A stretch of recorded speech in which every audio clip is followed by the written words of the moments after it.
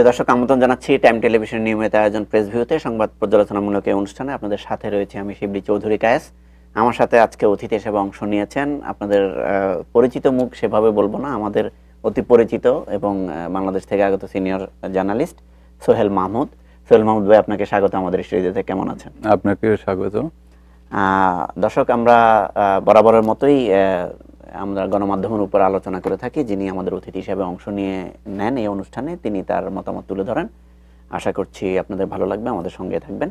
সোহেল ভাই, আমরা মূলত বাংলাদেশ এবং এখানকার বিষয় নিয়ে আলোচনা করি, যেহেতু এটা ethnic channel, community based south Asian TV channel. সেক্ষেত্রে আপনি বেশ কয়েকবার যুক্তরাষ্ট্রে এসেছেন, এখন মোটামুটি দীর্ঘ সময় বসবাস করবেন। তারপরে বাংলাদেশে বেশ কয়েকটি টিভি চ্যানেলে আপনি কাজ করিয়েছেন গণমাধ্যম কর্মীদের। সেই হিসেবে আমি আপনার কাছে গতানুগতিক ধারার বাইরে আমরা মূলত আলোচনা করি গণমাধ্যমের প্রধান শিরোনামগুলোর উপরে। সেই প্রধান শিরোনামের পাশাপাশি আমরা কিছু জানবো আপনার কাছে যে বাংলাদেশের বর্তমান আর্থ সামাজিক অবস্থা, রাজনৈতিক অবস্থা আপনি কেমন দেখে এলেন এবং কি ভাবছেন, সেই বিষয়গুলোর উপর আলোচনা করব। প্রথমে আমরা যদি একটু রাজনীতিক বিষয়টার দিকে তাকাই, 5 জানুয়ারি ঘিরে সৃষ্ট যে জটিলতা, সেটা কিন্তু গেল বছর থেকে হয়েছে। 2014 পরে পরবর্তী বছরে 1 বছর পূর্তি পালন করতে যেই শুরু হয়েছে পেট্রোল বোমার যে সংস্কৃতি, সেখান থেকেই এই বছর আমরা আশঙ্কা করেছি এরকম কিছু একটা হতে পারে। সেটা থেকে বেরিয়ে এসে অবশেষে সোহরাওয়ার্দী উদ্যানকে কেন্দ্র করে দুদলেই সভা সমাবেশ ডাকার পর শান্তিপূর্ণ সমাবেশ হয়েছে দুদিকে। এক অংশে বিপুল সংখ্যক জনস্রোত ছিল, অন্য অংশে সরকারের পক্ষের নেতাকর্মীরা ছিল। এরই মাঝে যুক্তরাষ্ট্র এবং ইউরোপীয় পার্লামেন্টে পক্ষে বিপক্ষে বিভিন্ন ডেমনস্ট্রেশন হয়েছে। যুক্তরাষ্ট্র আওয়ামী লীগ এখানে সমাবেশ করেছে, বিএনপির পক্ষেরাও করেছে। গতকাল ইউরোপীয় পার্লামেন্টের সামনে বিএনপির পক্ষ থেকে ইউরোপীয় বিএনপির পক্ষ থেকে একটা ডেমনস্ট্রেশন করেছে। সেখানে ইউরোপীয় পার্লামেন্টের একজন মেম্বার এসে একাত্মতা প্রশ্ন করে বলেছেন বাংলাদেশের রাজনীতির যে সংকট, সেটা দূর করতে তারা কাজ করবে। বিষয়টাকে আপনি কিভাবে মূল্যায়ন করছেন? আসলে আমার অভিজ্ঞতা বলে, দীর্ঘদিন ধরে যেভাবে রাজনীতি বাংলাদেশে, বিশেষ করে এরশাদ পরবর্তী রাজনীতি, 1991 সালের পর তো গণতান্ত্রিক সরকার এলো বাংলাদেশে, তারপর বিএনপি শাসনের সময় আওয়ামী লীগের আন্দোলন, আবার আওয়ামী লীগের শাসনের সময় বিএনপির আন্দোলন, বিভিন্ন সময় আমাদের কিন্তু বাইরে থেকে চাপ গেছে, বাইরে থেকে দুধ গেছে বাংলাদেশে আমাদের রাজনীতি ঠিক করার জন্য বা প্যাসিফাই করার জন্য। হ্যাঁ, কিন্তু আসলে কি কোনো ফল এসছে? তাদের কোনোভাবে আসেনি। আমার কাছে যেটা মনে হয়েছে, বাংলাদেশের রাজনীতি ঠিক করার জন্য বাইরের কোনো শক্তি কোনোভাবে কাজ করবে না। দৃশ্যত ভিজিবলি যেটা আমরা বুঝতে পারবো, বাংলাদেশের রাজনীতি ঠিক করার জন্য সবচেয়ে বড় নিয়ামক হচ্ছে বাংলাদেশের রাজনৈতিক দলগুলো এবং তাদের সদিচ্ছা এবং বাংলাদেশের জনগণ ব্যবহার হবে সরকার বিরোধী আন্দোলনে, এবং সেটা ভায়োলেন্স ছাড়া। আর রাজনৈতিক দলগুলো সেটাকে মোটিভেট করবে জনগণকে। আমার কাছে যেটা মনে হয় যে দুই দলই, যারা সরকারে আছে এবং যারা সরকারের বিপরীতে আছে, তারা দুই দলই এখন পর্যন্ত রাজনীতিতে ক্ষমতা কেন্দ্রিকতা ছাড়া বাইরে বেরোতে পারেনি বলে সেই ধরনের আপরাইজিং কিন্তু দেখা যাচ্ছে না। আপনি যে ধরনের লোকগুলো দেখেন, আমার কাছে মনে হচ্ছে এগুলো সাংগঠনিক ভাবে, কিন্তু সাধারণ মানুষের ভূমিকা কি রাজনীতিতে, যারা কোনো না কোনো ভাবে দুই দলকে সাপোর্ট করে, হ্যাঁ, তাদের অংশগ্রহণ, কিন্তু তারা কি ম্যাসিভলি অংশগ্রহণ করে? আপনি একটা জিনিস দেখলে বুঝবেন যে আওয়ামী লীগের জনসভায় লোক কম হয়েছে, আর বিএনপি জনসভায় ঢল মানুষের বলা যায়। এটার একটা কারণ, বাঙালি প্রথাগতভাবে সবসময় অ্যান্টি এস্টাবলিশমেন্ট বিরোধী। আচ্ছা, অ্যান্টি এস্টাবলিশমেন্ট সবসময় অ্যান্টি এস্টাবলিশমেন্ট সেন্টিমেন্টে থাকে। এটা সবসময় ব্রিটিশ থেকে শুরু করে পাকিস্তান থেকে। সো সরকারে যারা থাকে তারা সেদিক থেকে কোনো একটু বেকায়দাই থাকে, প্রথম কথা। দ্বিতীয় বিষয় হচ্ছে 1996 সালের আওয়ামী লীগ বা তার আওয়ামী লীগ আর বর্তমান আওয়ামী লীগের মধ্যে অনেক পার্থক্য। আমার কাছে যেটা মনে হয়েছে ব্যক্তিগতভাবে, সেটা হচ্ছে এক সময় আওয়ামী লীগ পিপল ওরিয়েন্টেড ছিল, ট্রিক ওরিয়েন্টেড ছিল না। কিন্তু আওয়ামী লীগ এখন রাজনীতির ট্রিক বেশি ফলো করছে মানুষের চেয়ে। সো রাজনীতির ধারাটা পাল্টে গেছে বাংলাদেশে। আপনি নির্বাচনের কথা ধরেন, নির্বাচন আওয়ামী লীগের গত সিটি মেয়র নির্বাচন এবং এই পৌর নির্বাচনের ধারাগুলো দেখে বুঝবেন যে বাংলাদেশের নির্বাচনের ট্রেন্ডই পাল্টে যাচ্ছে। কিন্তু যে এটার সাথে আমি সম্পর্ক জানবো, যেই গণতান্ত্রিক প্রক্রিয়া আপনি 90 সালের কথা বললেন, যে এরশাদ শাসনের অবসান, আমরা এরশাদকে স্বৈরাচার বলে থাকি, এবং সেই এরশাদের স্বৈর শাসনের আমলে আমরা হয়তো ছোট ছিলাম, আপনারাও কাজ করেছেন বিভিন্ন গণমাধ্যমে, সেই ক্ষেত্রে আপনি তফাৎটা দেখেন যে একটা গণতান্ত্রিক সরকার ব্যবস্থায় প্রধানমন্ত্রী শাসিত সরকার এবং রাষ্ট্রপতি শাসিত সরকারের যে ব্যবধানটা করা হয়েছে, এরশাদকে স্বৈরশাসক বলা হচ্ছে, সেক্ষেত্রে এখানে তাহলে পার্থক্যটা রইল কোথায়? জনগণ সুবিধাটা কোথায় পাচ্ছে? এখনো ভোটাধিকার বা ভোটের যে অধিকার, সেটা নাগরিক অধিকার থেকে জনগণ বঞ্চিত। আসলে বিষয়টা আলোচনা করি এইভাবে, ছোট্ট করে যদি। হ্যাঁ, এভাবে আলোচনা করি যে আমাদের, আপনি যদি গণতন্ত্র চান তাহলে উন্নয়ন পাবেন না। আচ্ছা, এটার একটা আমি একটু সময় নিয়ে বলি যে উন্নয়ন কেন পাবেন না, কারণ 5 বছর পর পর সরকার পরিবর্তন হবে, এবং আপনি যদি ট্রেন্ড দেখেন তাহলে 91 পর বিএনপি এমন 91 থেকে 96 সালে এসে বিএনপি ক্ষমতা ছাড়তে হলো, 96 পরে আওয়ামী লীগ ক্ষমতা ছাড়তে হলো। তার মানে বিষয়টা এমন না যে বিএনপি সেকেন্ড টাইম ক্ষমতা এসছে। এখন আমাদের দেশের রাজনৈতিক প্রতিহিংসার কারণে হোক বা আমাদের সংকীর্ণতার কারণে হোক, যেভাবে আমরা দেখি যে 5 বছর আমি যা করেছি সেটা পরবর্তী সরকার এসে কোনো না কোনো ভাবে সেই নীতি পাল্টে ফেলা বা কোনো না কোনো ভাবে সবকিছু করে ফেলে। সো একটা ডেভেলপমেন্ট হলো continuous process.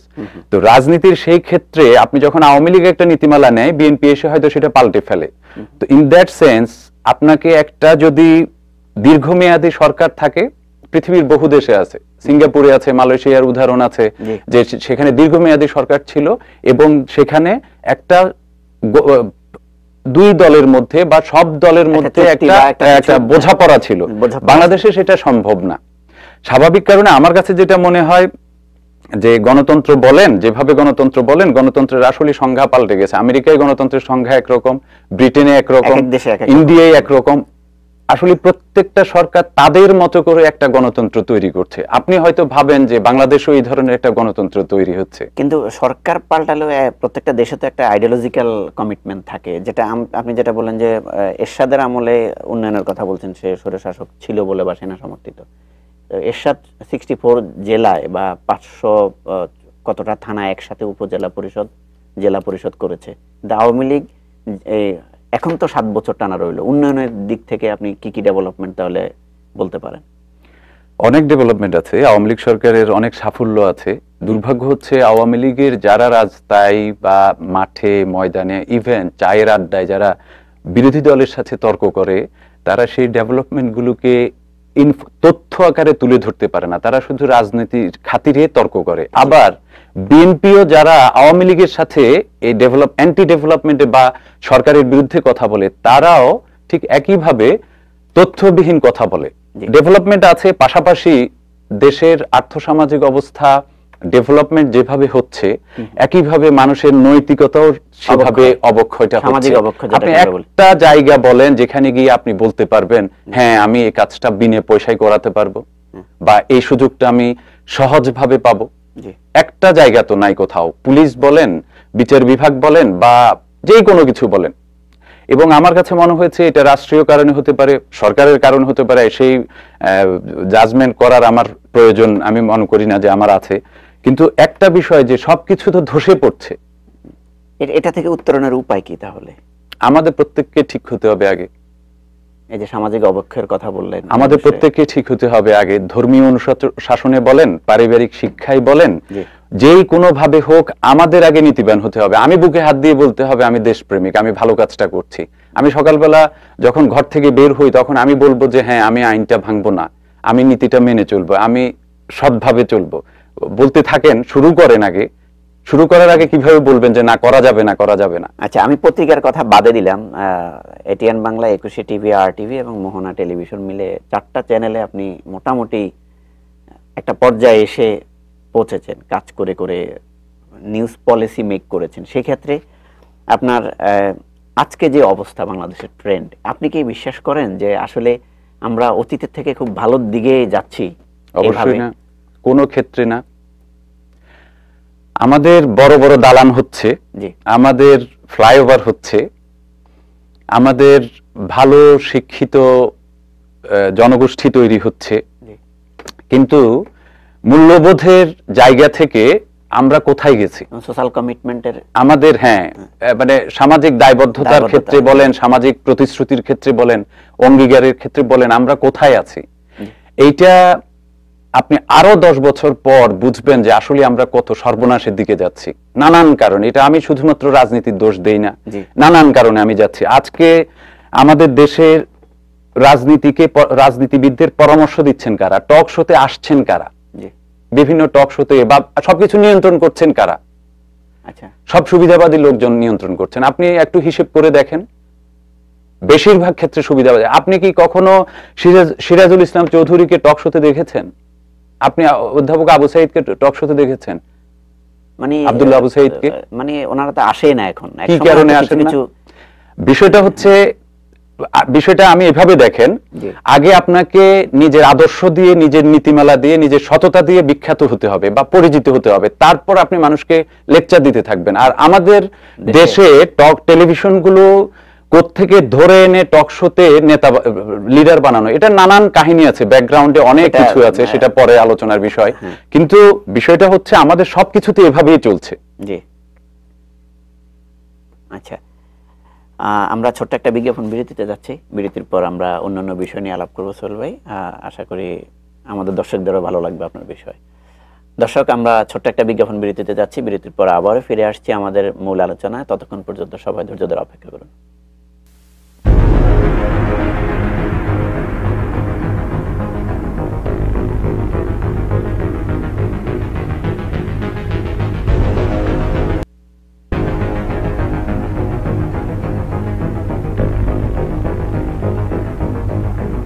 Hi, I'm Dr. Yvonne Khan. Welcome to Khan's.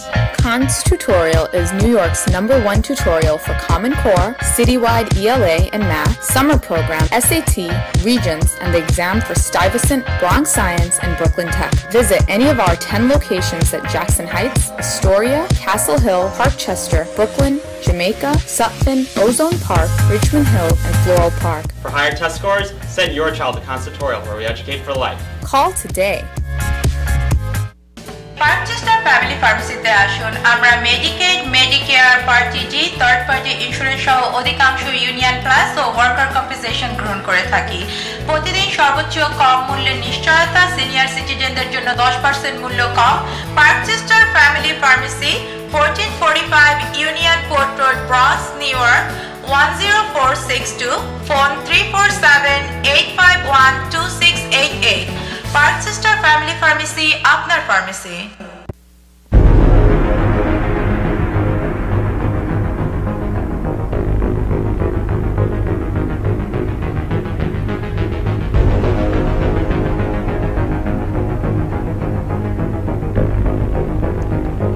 প্রিয় দর্শক, আবারও আমন্ত্রণ জানাচ্ছি টাইম টেলিভিশনের নিয়মিত আয়োজন প্রেস ভিউতে সংবাদ পর্যালোচনামূলক এই অনুষ্ঠানে। আমি আগেও বলেছি, আমাদের সাথে আজকে অতিথি হিসেবে অংশ নিয়েছেন আমাদের খুবই কাছের একজন মানুষ, প্রিয় সহকর্মী, সিনিয়র সাংবাদিক, বাংলাদেশ থেকে আগত সোহেল মাহমুদ ভাই। সোহেল মাহমুদ ভাই, বিরতির পর আবারও স্বাগত আপনাকে।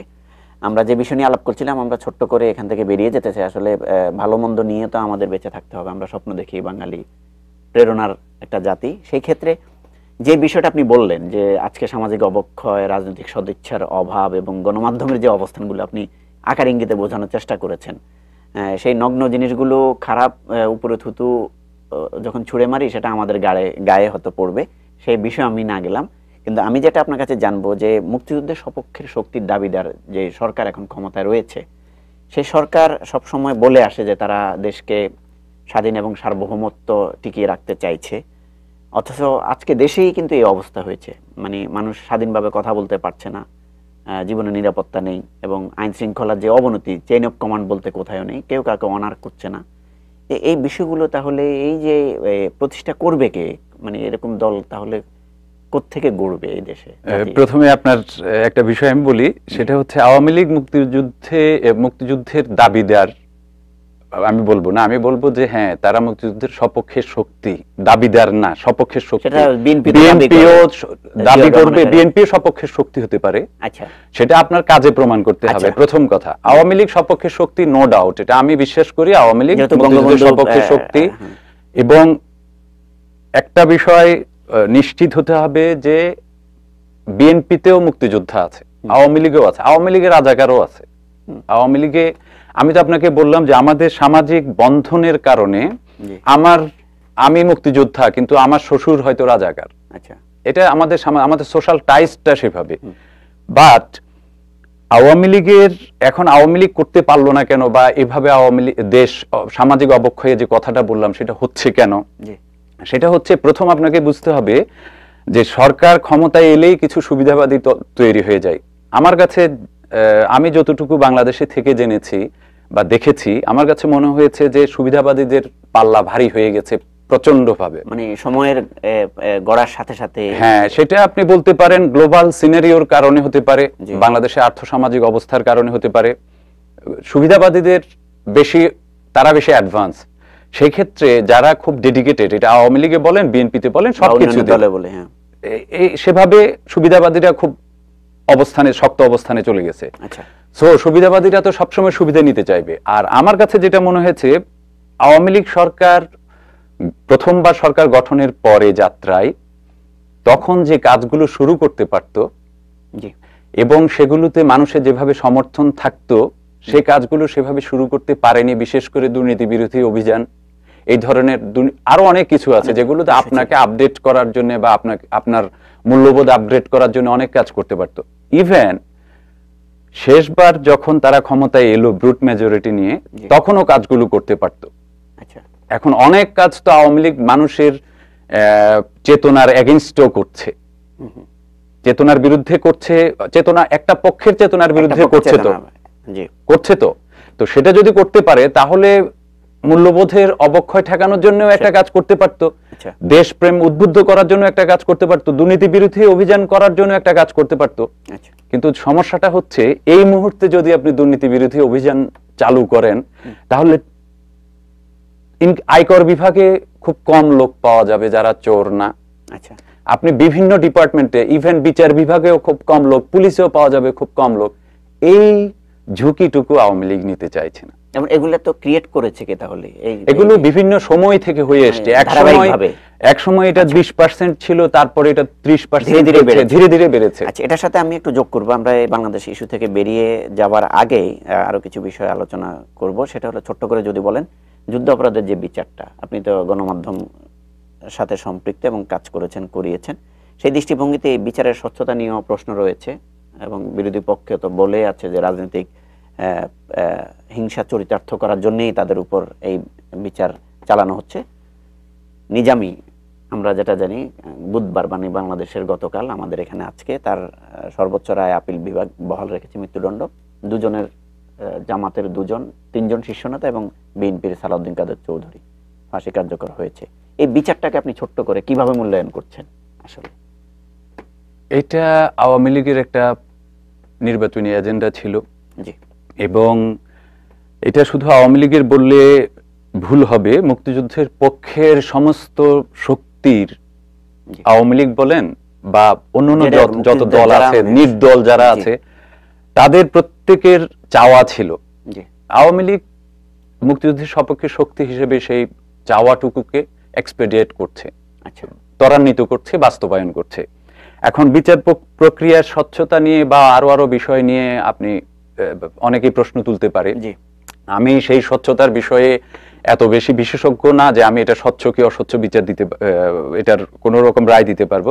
কিন্তু একটা বিষয় হচ্ছে, যখন কিছু হয় তখন এটার পক্ষে একটা দল থাকে, যারা সুবিধাটা পায় তারা পক্ষে থাকে, আর যারা অসুবিধা ভোগ করে তারা বিপক্ষে থাকবে। এইটা কখনোই, এই ডিবেট কখনোই শেষ হবে না। কিন্তু সারা পৃথিবীতে এই ধরনের বহু নদী আছে এই ধরনের প্রক্রিয়ায় যুদ্ধাপরাধীদের বিচারের। স্বাভাবিক কারণে আমার কাছে মনে হয়েছে যে এইটা আমরা একটা ইতিহাসের উপর ছেড়ে দিতে পারি। এখন হয়তো এটা ভালো হয়েছে কি খারাপ হয়েছে এটা আমি বলতে পারবো না, বা আপনিও বলতে পারবেন না, আপনি জাজমেন্ট করতে পারবেন না। এইটা ইতিহাস বলবে যে কাজটা ঠিক হয়েছে কি হয়নি। আচ্ছা, ইতিহাসে তাহলে এটার সাথে যদি আমরা বলি যে তাহলে আপনার এই যে এই বিচারকে ঘিরে শাহবাগের তৈরি এবং রাজনৈতিক কয়েকটা কারণে হেফাজতের সৃষ্টি, তারপরে গোলাম আজম জামাতের সবচেয়ে বড় শীর্ষ নেতা এবং তিনি ভাষা সৈনিকও ছিলেন, তার ভাষা সৈনিকের নামটাও মুছে ফেলা হয়েছে, অভিযোগ রয়েছে তাদের। পরবর্তীতে তিনি জামাতের, যেহেতু পাকিস্তানের পক্ষে ছিলেন, সেই দৃষ্টিভঙ্গিতে মুক্তিযুদ্ধের পক্ষের শক্তিগুলো বলা হচ্ছে যে দেশবিরোধী থাকার কারণে, কিন্তু তাকে বার্ধক্যজনিত কারণে হোক, বয়সের ব্যাপারটা চিন্তা করে হোক, যাবজ্জীবন দিয়েছে। কিন্তু তিনি যখন মারা গেলেন, যে লোকের ঢল দেখা গেল জানাজাকে ঘিরে এত দমন পীড়নের পরও, তাহলে এই যে আপনি যেটা বলেন ইতিহাসে ছেড়ে দেওয়া, তাহলে ইতিহাস কি দ্বিধাবিভক্ত জাতিতে পরিণত হয়েছে কিনা এর মধ্য দিয়ে আমাদের দেশটা? না, আমি বিলিভ করি না। আমি এখনো বিশ্বাস করি এক সময় মেনে নেবে। এক সময় আমি বিশ্বাস করি এভাবে দেখেন বিষয়টা, যে আমাদের বিরুদ্ধে পাকিস্তানের একটা ভূমিকা ছিল। পাকিস্তান যেভাবে দুঃখ প্রকাশ করেনি মুক্তিযুদ্ধ নিয়ে, জামাতও সেভাবে দুঃখ প্রকাশ করেনি। এখন জামাতের গোলাম আজমের জানা যায় প্রচুর লোক দেখা মানে তাতে করে গোলাম আজম বা জামাতের প্রতি বা মুক্তিযুদ্ধের বিরুদ্ধে মানুষের অবস্থান সেভাবে বিবেচনা করা কোনোভাবে যাবে না, যেতে পারে না। একটা অঞ্চলে যদি, একটা এলাকায় যদি 4 লাখ লোক থাকে, তাতে করে 10,000 লোক হঠাৎ করে মিছিল করা মানে সেই 10,000 লোক দিয়ে আপনি বলবেন না যে আপনার খুব জনপ্রিয়তা আছে। আমি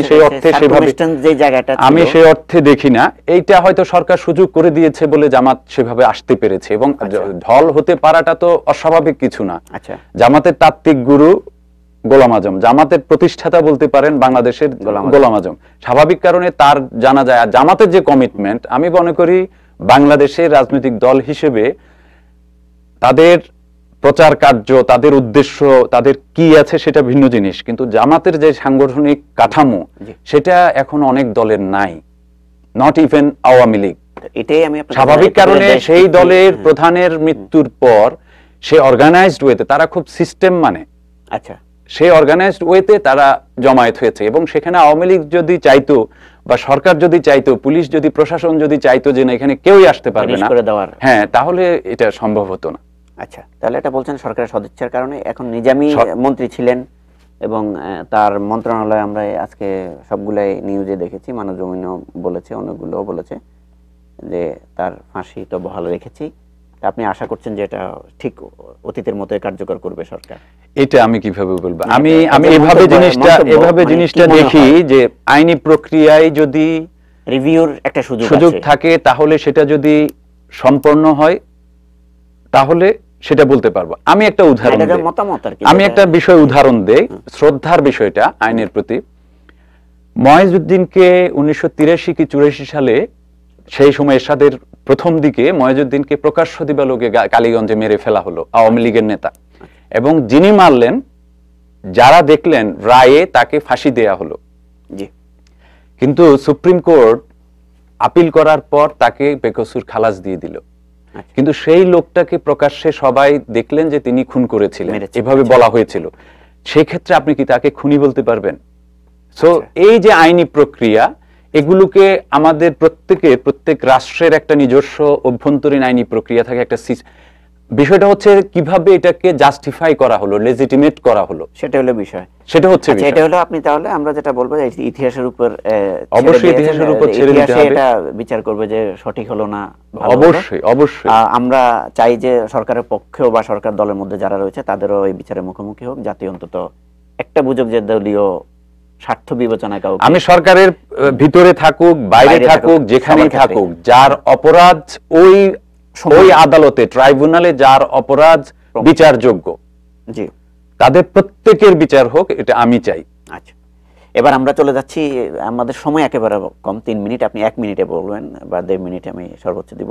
মালয়েশিয়া 194 বাংলাদেশির কারাদণ্ড। আপনি এক সময় যখন আপনি ফিল্ডে কাজ করতেন, আপনি ডিপ্লোম্যাটিক করেসপন্ডেন্ট, এবং যেটা আমরা প্রবাসী বা আপনার শ্রম জনশক্তি এইসব রিপোর্টগুলো আপনি করতেন, সেই ক্ষেত্রে এই যে বাংলাদেশ বা বিশ্বে যে অভিবাসন সিস্টেম প্রক্রিয়াটা এখন বিভিন্ন দেশে পুশ ইন পুশ ব্যাক হচ্ছে, এর সাথে মালয়েশিয়া সবচেয়ে বড় একটা অংশ ওই আমাদের সাবকন্টিনেন্টে, এটাকে আপনি কিভাবে মূল্যায়ন করছেন? আমাদের দেশের অভিবাসন নীতি, বাংলাদেশের সব মানে সৌদি আরবের পর সবচেয়ে বড় বাজার হতে পারতো মালয়েশিয়া। আচ্ছা, সবচেয়ে বড় বাজার, কিন্তু সরকারের ভুল নীতির কারণে, বিশেষ করে আমি বলবো আমাদের সাবেক প্রবাসী কল্যাণ ও বৈদেশিক কর্মসংস্থান মন্ত্রী ইঞ্জিনিয়ার সাহেবের ব্যক্তিগত আক্রোশ, ব্যক্তিগত চিন্তা এবং ব্যক্তিগত আক্রোশের কারণে বা ব্যক্তিগত চিন্তার কারণে আচ্ছা আমাদের জনশক্তি খাতে বা মালয়েশিয়ার বাজার সবকিছুতে একটা বিশাল ধস নেমে এসছে। আচ্ছা উনি জনশক্তি রপ্তানিকারকদের সাথে একটা বিরাট বিরোধ তৈরি করেছেন সরকারের সাথে। আচ্ছা উনি নিজে এটা তৈরি করেছেন। স্বাভাবিক কারণে জনশক্তি রপ্তানিকারকরাও হতাশ হয়ে তারা এখন ডাইভার্ট হয়ে গেছে অনেকে। আর একের পর এক আপনি দেখেন আওয়ামী লীগ ক্ষমতায় আসার পর কোথাও কোনো নতুন বাজার সৃষ্টি হয় নাই। আর যেসব লোক গেছে, দুবাই গেছে, বিভিন্ন জায়গায় গেছে, বাজার তো একের পর এক বন্ধ হয়ে গেছে। ম্যাক্সিমাম ফ্লুক, আচ্ছা ম্যাক্সিমাম ফ্লুক। এবং আরো মজার কাহিনী হলো মালয়েশিয়ায় সরকারিভাবে বন্ধ, মালয়েশিয়ায় আনুষ্ঠানিকভাবে বন্ধ বা অনানুষ্ঠানিকভাবে সরকারি মন্ত্রণালয়ের প্রচেষ্টায় 600 লোক গেছে। আচ্ছা সেটা আন্ডারহ্যান্ড লেনদেনের মাধ্যমে। তো এই যে লোকগুলো গিয়ে সেখানে অবৈধ হয়ে গেছে এবং মালয়েশিয়ান সরকারের সাধারণ ক্ষমা ছিল, ঘোষণা ছিল, সেগুলো যারা গ্রহণ করেনি বিভিন্ন কারণে কিছু কিছু প্রক্রিয়ার মধ্যে যারা এখন তাদেরকে বের হতেই হবে। আর মালয়েশিয়ার অর্থনীতি, মালয়েশিয়ার রাজনৈতিক পরিস্থিতি ইজ নট সো গুড। আস্তে আস্তে সেটাও একটা প্রভাব পড়ছে। কিন্তু একদম যে বাজার ছিল না, মালয়েশিয়া যে একদম বাংলাদেশের বাজার নষ্ট হয়ে গেছে তা কিন্তু না। সরকারের যে উদ্যোগ, আমাদের সৌদি আরবে সবচেয়ে বেশি রেমিটেন্স দিয়েছে 2015-তে বিশ্বব্যাংক করেছে। সেই ক্ষেত্রে মালয়েশিয়া তো সেটা হতে পারত, আপনি বললেন। এক্ষেত্রে সরকারের এই উদ্যোগগুলোকে তাহলে কিভাবে মূল্যায়ন করা উচিত আগামী দিনে, এই যে অভিবাসী বিষয়গুলোকে? বাংলাদেশের অভিবাসনের প্রক্রিয়া বা শ্রমিক প্রেরণের দুইটা বিষয় আছে। একটা অভিবাসনের ব্যাপার আছে, আর একটা হলো জনশক্তি রপ্তানির ব্যাপার আছে। হ্যাঁ, তো জনশক্তি রপ্তানি বিষয়টা বাজার শেষ বলতে পারেন। এখন যেগুলো হচ্ছে সেগুলো পার্সোনাল বা ব্যক্তিগত প্রচেষ্টায়, আপনার ভাই সৌদি আরব থাকে, আপনার জন্য একটা ভিসা পাঠালো, তাও সৌদি আরবের ভিসা বন্ধ, এগুলো অনেক জটিলতা আছে। তো ইন দ্যাট সেন্স আমার কাছে মনে হয়েছে যে সরকার এখন নতুন মন্ত্রী দিয়েছেন, সরকার চাইলে শেখ হাসিনা যে ধরনের সদিচ্ছা আছে আমাদের মাননীয় প্রধানমন্ত্রীর, আমি বিশ্বাস করি যে তিনি চাইলে এখনো আমাদের জনশক্তি বাজার আবার ফিরিয়ে আনতে পারেন। আচ্ছা, আমরাও সেই প্রত্যাশা রাখি, যেহেতু আমাদের শ্রমবাজার বা আমাদের অর্থনৈতিক চাকা সচল রাখার ক্ষেত্রে আমাদের প্রবাসীরা একটা বড় ভূমিকা রাখছে। সেই ক্ষেত্রে এই বিষয়টা সরকার গুরুত্ব দিবে বলে আশা করছি। এবং আপনি আমাদের এখানে অংশ নেওয়ার জন্য আপনাকে অসংখ্য ধন্যবাদ জানিয়ে। অনেক বিষয় আলাপ ছিল, আপনি প্রবাসে কেমন কাটছেন, কমিউনিটিকে কেমন দেখছেন, আমরা সেই বিষয়ে অন্য একদিন আপনাকে ডাকবো আশা করছি। আপনাকে অসংখ্য ধন্যবাদ জানিয়ে বিদায় নিচ্ছি আজকে। আপনাকেও ধন্যবাদ এবং টাইম টিভির দর্শকদেরও ধন্যবাদ। সারা পৃথিবীর যেখানে আছেন সবাইকে ধন্যবাদ। দর্শক, আজকের মতো আমরা এই অনুষ্ঠান এখানে শেষ করছি। আগামী দিনে নতুন কোনো অতিথিকে সামনে নিয়ে আবারও আপনাদের কাছে হাজির হব। সেই পর্যন্ত সবাই ভালো থাকবেন এবং সুস্থ থাকবেন। টাইম টেলিভিশনের সঙ্গে থাকবেন। আল্লাহ হাফেজ।